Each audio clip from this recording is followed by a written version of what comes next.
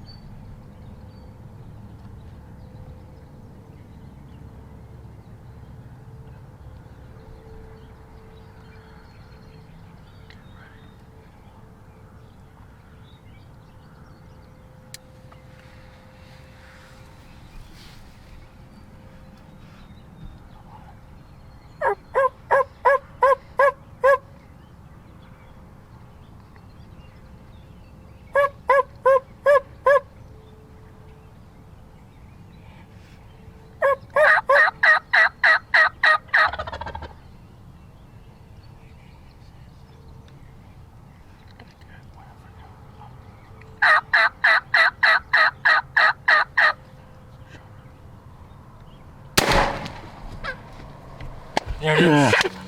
Yes! Yes! There we are. Awesome. Heck yeah. Wow. Wow.